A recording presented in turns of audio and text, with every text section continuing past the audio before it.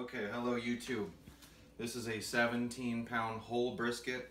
Means it's got the flat and the point still connected. You don't want to buy just a flat or just a point. If you can help it, get the whole brisket. You're gonna get a better cook out of it.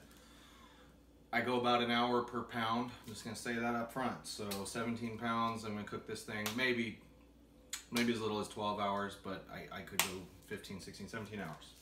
Okay.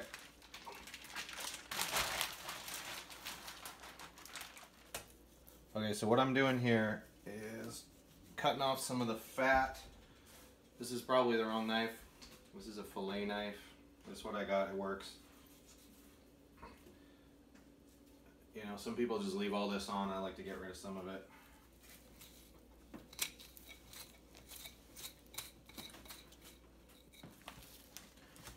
Okay, this is the fat cap. There's quite a bit of fat on some areas of this, some areas not so much. Sometimes the butcher already trimmed a lot of it. I like to leave a little bit, not too much, maybe a 1/4 inch max. So get to work on these thicker areas. Most of this is okay. Alright, so I have cut off quite a bit of fat, left a little bit. Like I said, some people like to leave a little bit more. This is about right for me. It seems to work. So this is Dalmatian rub, just salt and pepper. Just gonna put that on. I like to use a little bit of mustard first. That's optional, but it's gonna help it stick, so I like to do it. Just rub a little bit of that on.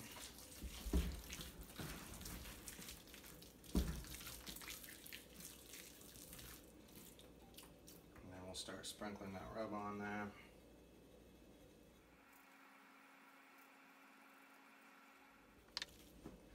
Pat it down on there a little bit. Flip it over and do the other side.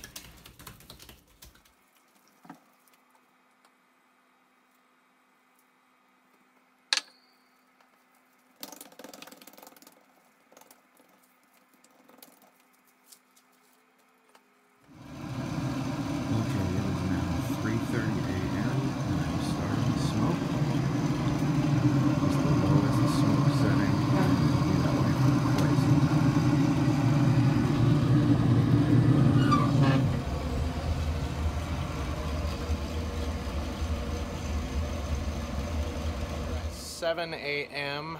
It's been smoking for 3.5 hours now. That's more than enough. So I'm gonna go ahead and turn the dial up to about 180 and just start getting some heat on it for the next few hours. It is noon. We've been going for 8.5 hours now, and I'm gonna crank it up to about 225, 250. And what's going to happen is it's going to start to come up in temperature, and evaporative cooling is going to cause it to stall out at 170 degrees, somewhere in there. It's not going to want to go anymore.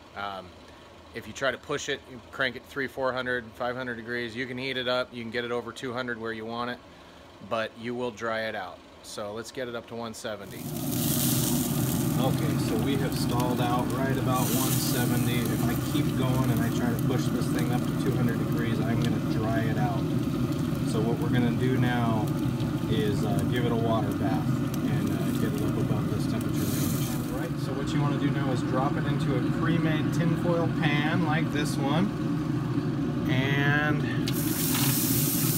just get a couple inches of water in the bottom. And then you're going to want to cover the whole thing real tightly in a couple layers of tin foil. It is sitting in the water in the pan, wrapped real tight in foil, so now it's going to start radiating in there. It's going to come up to temperature much faster, and it's going to stay moist. It's not going to dry out. If you ever had real dry brisket where you feel like you got to douse it in barbecue sauce, that's because maybe they didn't do this, somehow they dried it out. You do not want to do that. So I'm going to check this in about half an hour. It can take a little while. At this point, you can crank it up. If you need it to go faster, this is where you can play with your heat a little bit. I'm at 350. I'm going to try that.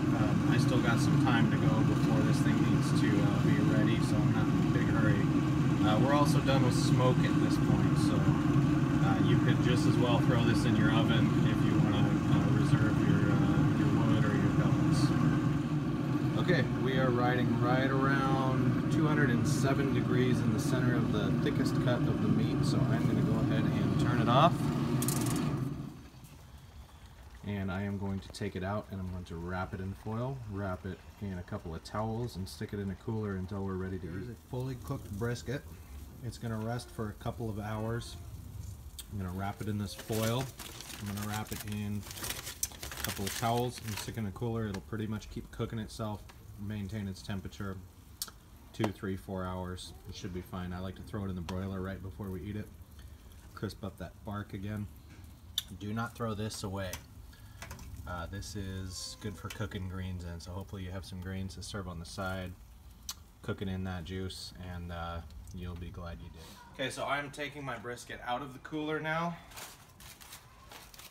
Stayed nice and warm these last couple hours. It's almost 5:30.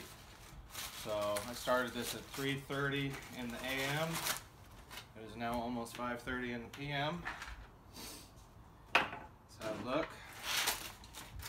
People are going to show up to eat soon, so the last thing I'm going to do, optional, is I'm going to throw this back under the broiler in my oven and just crisp up all of that bark. Alright, you got to be careful with these things at this point. Sometimes you can try to pick them up in the middle and they just fall apart. Should bend pretty good. There we go. Just going to broil that for 5-10 minutes. Crisp it up. And then we'll have a lot of that going.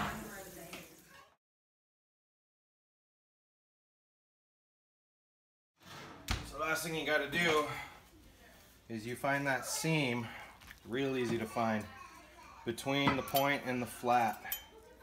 If you bought a whole brisket like I told you to, you got a point and a flat right there, and there's a nice little vein of fat that separates them.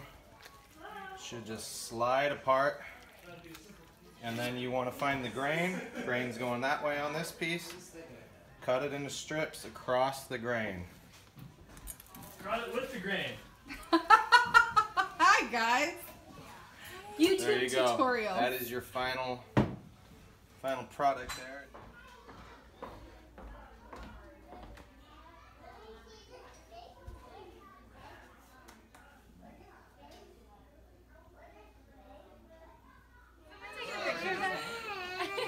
Alright, last step.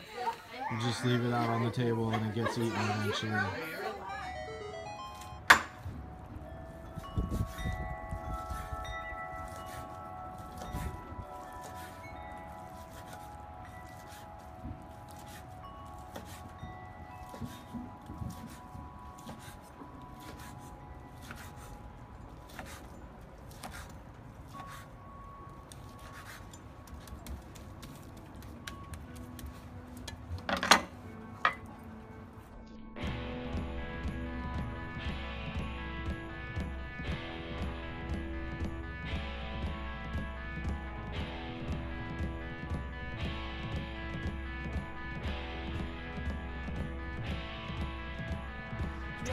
Spatial patterns in the same feeling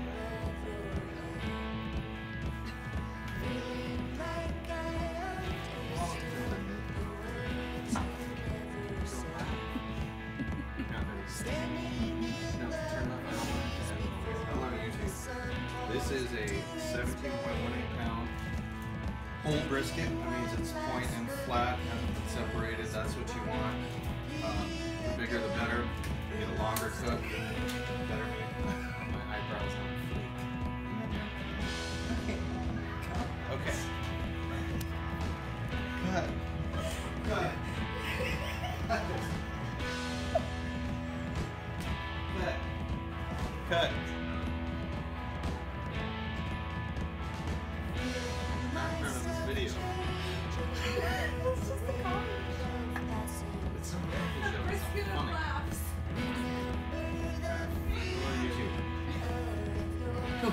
You get out.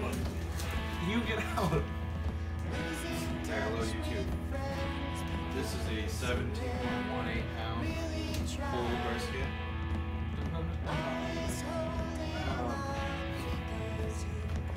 Start over.